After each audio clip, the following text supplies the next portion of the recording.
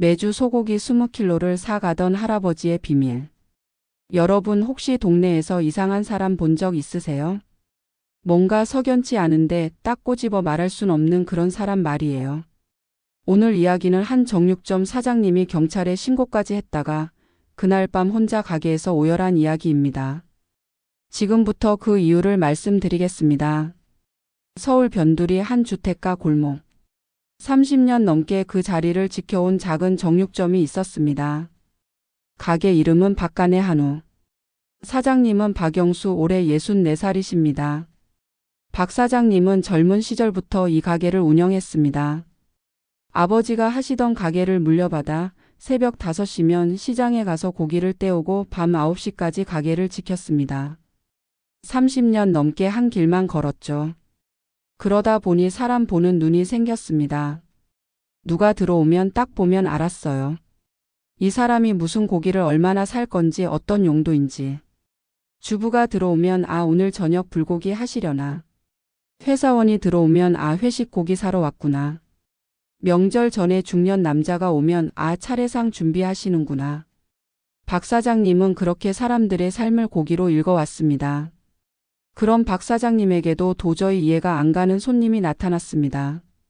어느 월요일 오후 2시쯤이었습니다. 가게 문이 열리고 한 할아버지가 들어왔습니다. 70대 후반쯤 되어 보였습니다. 키는 작았고 허리는 굽었고 머리는 희끗희끗했습니다. 옷은 낡았습니다. 점퍼는 색이 발에 있었고 바지는 군데군데 기운 자국이 있었습니다. 신발은 오래된 운동화였는데 밑창이 닳아서 반질반질했습니다. 손에는 까만 비닐봉투 하나만 들고 있었습니다. 할아버지는 조심스럽게 가게 안으로 들어왔습니다. 그리고 진열된 고기를 한참 보더니 박 사장님께 말했습니다. 저기요, 사장님. 네, 어서 오세요. 한우 있지요? 그럼요, 있습니다. 제일 좋은 부위로 주세요. 박 사장님은 약간 놀랐습니다. 할아버지의 옷차림과 제일 좋은 부위라는 말이 잘 안 맞았거든요. 어떤 부위 찾으세요? 등심이요. 제일 좋은 걸로. 얼마나 드릴까요? 20kg요. 박 사장님은 귀를 의심했습니다. 네? 20kg요?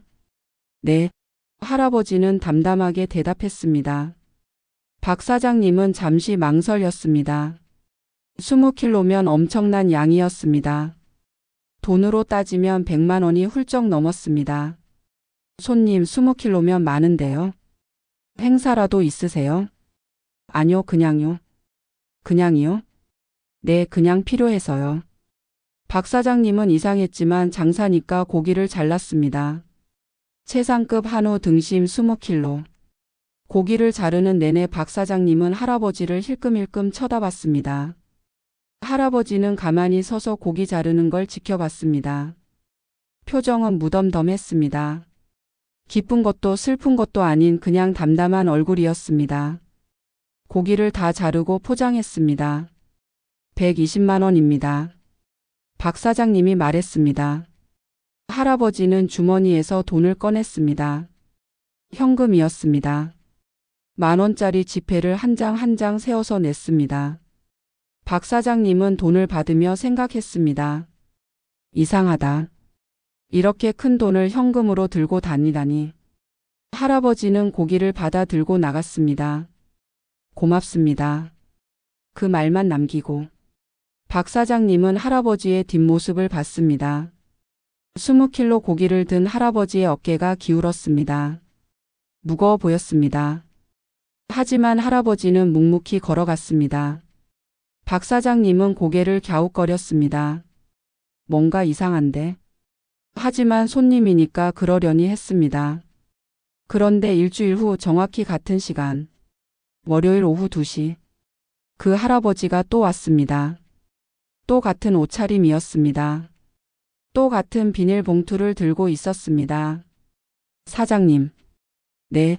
지난주랑 똑같이 주세요. 박 사장님은 놀랐습니다. 또요? 20kg요? 네. 할아버지는 대답했습니다. 박 사장님은 이번엔 조심스럽게 물어봤습니다. 손님 실례지만 이렇게 많은 양을 뭐에 쓰시는 거예요? 할아버지는 잠시 망설였습니다. 그러더니 조용히 말했습니다. 그냥 필요해서요. 또 같은 대답이었습니다. 박 사장님은 더 이상 묻지 않았습니다. 고기를 잘랐습니다. 또 20kg, 또 120만 원, 또 현금. 할아버지는 고기를 받아 들고 나갔습니다. 박 사장님은 이번엔 창문으로 할아버지를 지켜봤습니다. 할아버지는 골목을 천천히 걸어갔습니다. 그런데 이상했습니다. 차도 없었습니다. 택시를 잡지도 않았습니다. 그냥 걸어서 골목 끝으로 사라졌습니다. 20kg 고기를 들고 걸어서 박 사장님은 점점 의심이 들기 시작했습니다. 그리고 또 일주일 후, 또 월요일 오후 2시, 할아버지가 또 왔습니다. 같은 시간, 같은 옷, 같은 주문. 지난주랑 똑같이요. 박 사장님은 이번엔 확신했습니다. 뭔가 이상하다. 고기를 자르며 박 사장님은 할아버지를 관찰했습니다. 할아버지의 손을 봤습니다. 거칠었습니다. 평생 일한 손이었습니다. 손톱은 깨끗했지만 손등엔 핏줄이 붉어져 있었습니다. 할아버지의 얼굴을 봤습니다. 주름이 깊었습니다. 눈가 이마입가. 세월의 흔적이 역력했습니다. 하지만 눈빛은 흔들리지 않았습니다. 무언가 단단한 의지가 있어 보였습니다. 할아버지의 옷을 봤습니다. 낡았지만 깨끗했습니다. 빨래를 잘해서 입은 티가 났습니다.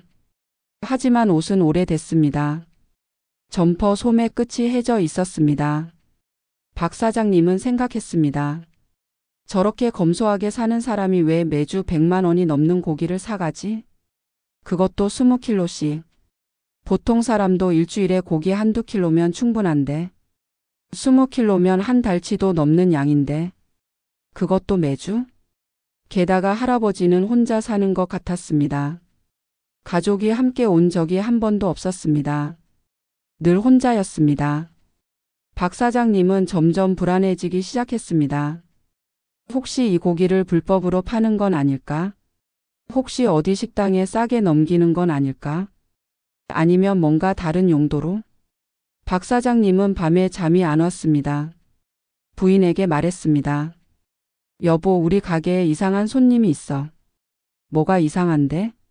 매주 월요일 같은 시간에 와서 20kg씩 고기를 사가. 20kg? 그럼 좋은 거 아니야? 단골이잖아. 그게 아니라 뭔가 수상해. 왜? 일단 돈을 현금으로 내. 그것도 100만 원이 넘는 돈을. 요즘 누가 현금을 그렇게 들고 다녀? 그건 그렇네. 그리고 옷차림은 되게 검소해. 근데 고기는 제일 비싼 걸로만 사가.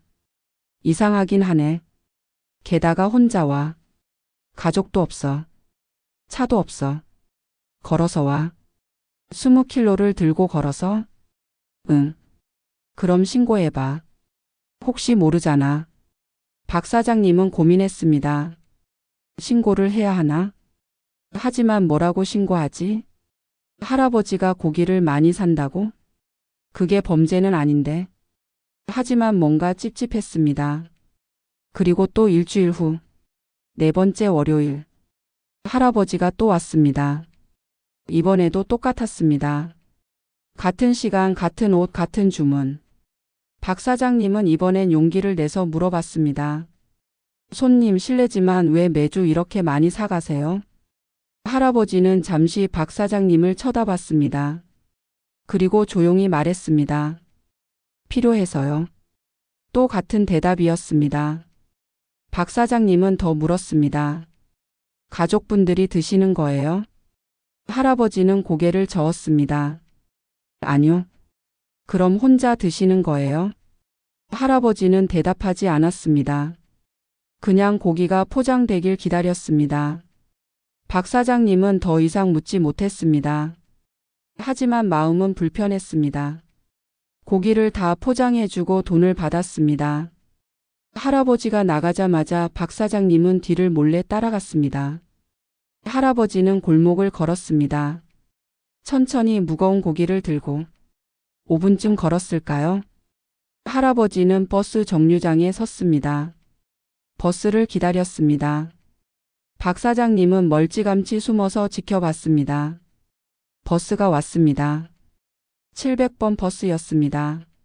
할아버지는 버스에 올랐습니다. 박 사장님은 버스 번호를 외웠습니다. 700번. 집에 돌아와 인터넷으로 700번 버스 노선을 찾아봤습니다. 종점은 외곽의 한 요양병원이었습니다. 요양병원? 박 사장님은 더 의심이 커졌습니다. 혹시 요양병원에 고기를 팔아넘기는 건가? 아니면 뭔가 다른 거래가 있는 건가? 박 사장님은 며칠 밤을 고민했습니다. 그리고 5번째 월요일, 할아버지가 또 왔을 때 박 사장님은 결심했습니다. 경찰에 신고하기로. 고기를 다 포장해주고 할아버지가 나간 후 박 사장님은 경찰서에 전화했습니다. 여보세요, 신고 좀 하려고요. 네, 말씀하세요. 저희 가게에 매주 오는 손님이 있는데 뭔가 수상해요. 어떤 점이 수상하신가요? 매주 같은 요일 같은 시간에 와서 20kg씩 고기를 사가요. 그것도 현금으로. 그게 범죄는 아닌데요. 근데 옷차림은 되게 검소한데 고기는 제일 비싼 걸로만 사가요. 그리고 혼자 살아요. 혹시 불법 유통 같은 거 아닐까요? 알겠습니다. 확인해 보겠습니다. 며칠 후 경찰에서 연락이 왔습니다. 다음 주 월요일에 저희가 가게로 가겠습니다. 그 손님이 오시면 연락 주세요. 박 사장님은 불안했습니다. 내가 잘하는 건가? 하지만 이미 신고를 했으니 되돌릴 수는 없었습니다. 그리고 6번째 월요일, 오후 2시, 할아버지가 또 왔습니다. 박 사장님은 떨리는 손으로 경찰에 문자를 보냈습니다. 지금 오셨습니다. 10분 후 경찰 2명이 가게로 왔습니다. 할아버지는 고기를 받아 들고 나가려던 참이었습니다. 경찰이 말했습니다. 실례합니다. 잠깐만 이야기 좀 나눌 수 있을까요? 할아버지는 놀란 표정으로 경찰을 봤습니다. 무슨 일이십니까? 저희가 몇 가지 여쭤볼 게 있어서요. 박 사장님은 가슴이 철렁했습니다. 내가 괜한 짓을 한 건가? 경찰이 물었습니다. 할아버지, 매주 이 가게에서 고기를 20kg씩 사가신다고요? 네. 어디에 쓰시는 겁니까? 할아버지는 잠시 침묵했습니다. 그리고 조용히 말했습니다. 사람 먹이려고 산 건 아닙니다. 그 말에 가게 안 공기가 얼어붙었습니다. 박 사장님은 식은땀이 났습니다. 사람 먹이려고 산 게 아니라니? 그럼 뭐에 쓴다는 거지? 경찰도 긴장한 표정으로 물었습니다. 그럼 무엇에 쓰시는 겁니까? 할아버지는 주머니에서 무언가를 꺼냈습니다. 낡은 사진 한 장이었습니다. 경찰이 사진을 받아들었습니다. 박 사장님도 옆에서 봤습니다. 사진 속에는 병실 침대에 누워있는 할머니가 있었습니다. 머리는 하얗고 얼굴은 수척하고 눈은 감겨 있었습니다. 할아버지가 떨리는 목소리로 말했습니다. 제 아내입니다. 여러분, 여기서 잠깐.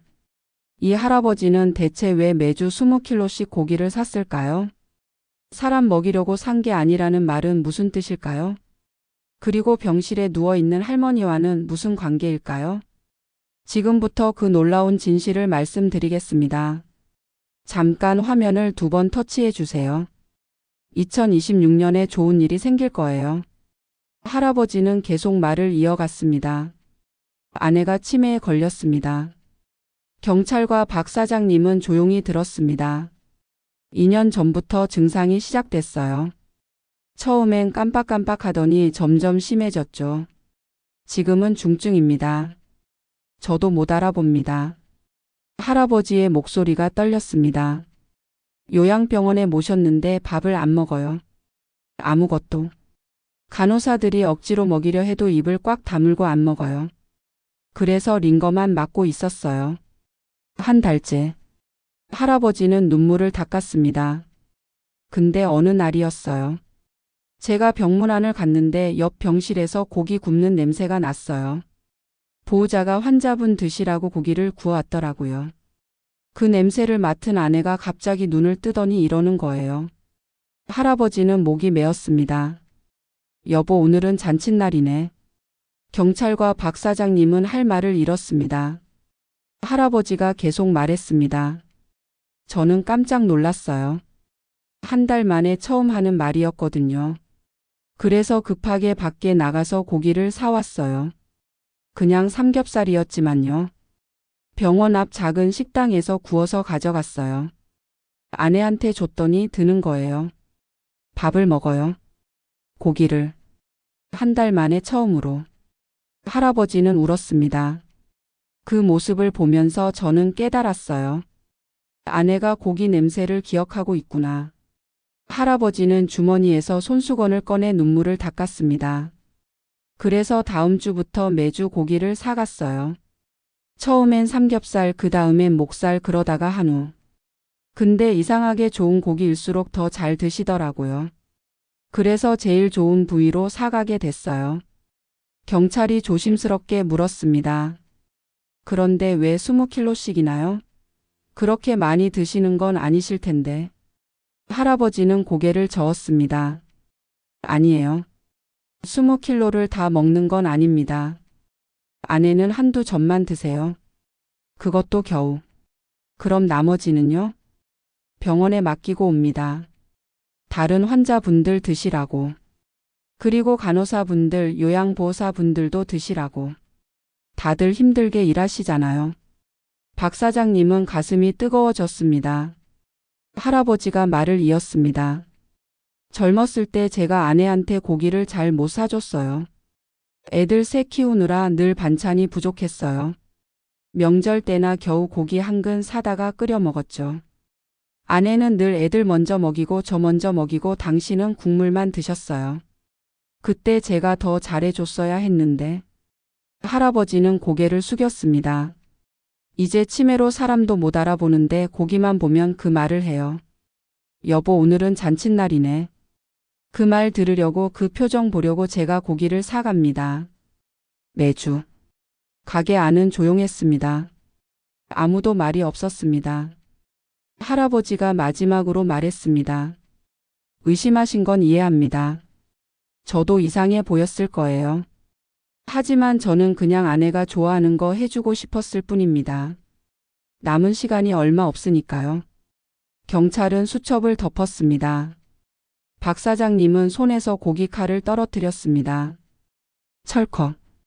칼이 도마에 떨어지는 소리가 가게 안에 울렸습니다. 경찰이 말했습니다. 할아버지, 죄송합니다. 오해였습니다. 할아버지는 고개를 저었습니다. 아니에요. 당연히 확인하셔야죠. 경찰은 박 사장님을 쳐다봤습니다. 사장님, 신고는 취소하겠습니다. 박 사장님은 고개를 끄덕였습니다. 하지만 말이 나오지 않았습니다. 할아버지가 고기를 들고 나가려 했습니다. 박 사장님이 급하게 말했습니다. 할아버지, 잠깐만요. 네? 오늘 값은 안 받겠습니다. 할아버지는 놀랐습니다. 아니에요. 그럴 순 없습니다. 아니에요. 제가 드리고 싶어요. 박 사장님은 아까 할아버지가 낸 돈을 다시 내밀었습니다. 제가 오해해서 죄송합니다. 이거라도 받아주세요. 할아버지는 처음엔 거절했습니다. 하지만 박 사장님이 계속 권하자 결국 받았습니다. 그리고 깊게 고개를 숙였습니다. 고맙습니다. 아내가 좋아할 겁니다. 할아버지는 고기를 들고 가게를 나갔습니다. 박 사장님과 경찰은 그 뒷모습을 지켜봤습니다. 할아버지는 천천히 골목을 걸어갔습니다. 20kg 고기를 들고. 허리는 굽었지만 걸음은 단단했습니다. 경찰이 박 사장님에게 말했습니다. 사장님, 세상엔 우리가 모르는 사랑이 참 많은 것 같습니다. 박 사장님은 고개를 끄덕였습니다. 그리고 눈물을 닦았습니다. 그날 밤. 가게 문을 닫고 박 사장님은 혼자 가게에 앉아 있었습니다. 불을 끄고 어두운 가게에서 박 사장님은 울었습니다. 오열했습니다. 30년 넘게 정육점을 하면서 수많은 사람을 봤지만 오늘 같은 날은 처음이었습니다. 박 사장님은 핸드폰을 꺼내 아내에게 전화했습니다. 여보. 왜? 아직 안 왔어? 나 여보한테 미안해. 왜? 무슨 일 있어? 나도 여보한테 고기 잘 못 사줬잖아. 갑자기 왜 그래? 오늘 가게에서 일이 있었어. 박 사장님은 할아버지 이야기를 했습니다. 전화기 너머로 아내도 우는 소리가 들렸습니다. 여보, 나도 늙으면 치매 걸릴 수도 있잖아. 그러지 마. 만약 그렇게 되면 나도 당신한테 그렇게 해줄 수 있을까? 아내는 잠시 침묵했습니다. 그러더니 말했습니다. 당신은 지금도 잘하고 있어. 걱정 마. 박 사장님은 울었습니다. 집에 돌아와 아내를 안았습니다. 말없이 한참을. 아내도 남편을 안아줬습니다. 그 후로도 할아버지는 매주 월요일 오후 2시에 왔습니다. 같은 시간 같은 주문. 하지만 박 사장님의 태도는 달라졌습니다. 할아버지가 올 때마다 제일 좋은 고기를 골라줬습니다. 조금씩 덤도 얹어줬습니다. 할아버지는 처음엔 거절했지만 박 사장님이 워낙 고집을 부려서 결국 받았습니다. 고맙습니다, 사장님. 아니에요. 할머니께 맛있는 거 드려야죠. 할아버지는 웃었습니다. 그렇게 석 달이 지났습니다. 어느 월요일. 오후 2시가 지났는데 할아버지가 오지 않았습니다. 3시가 돼도 안 왔습니다. 박 사장님은 불안해졌습니다. 혹시 무슨 일이? 4시쯤 할아버지가 왔습니다. 하지만 혼자가 아니었습니다. 젊은 남자 2명이 함께였습니다. 할아버지의 아들들이었습니다. 사장님. 네, 어서 오세요. 오늘은 이 사람들이 대신 왔습니다. 할아버지는 아들들을 소개했습니다. 제 아들들입니다. 박 사장님은 인사를 나눴습니다. 할아버지가 말했습니다. 사장님, 오늘이 마지막입니다. 박 사장님은 가슴이 철렁했습니다. 네? 무슨 말씀이세요? 아내가 어제 돌아가셨습니다. 박 사장님은 할 말을 잃었습니다. 할아버지는 담담하게 말했습니다. 마지막까지 고기 드셨어요. 사장님이 주신 고기. 한 점 드시고 웃으셨어요. 그리고 조용히 가셨습니다. 박 사장님은 눈물이 났습니다. 할아버지도 울었습니다. 하지만 웃고 있었습니다. 사장님, 고마웠습니다. 덕분에 아내 마지막까지 행복하게 해줄 수 있었습니다.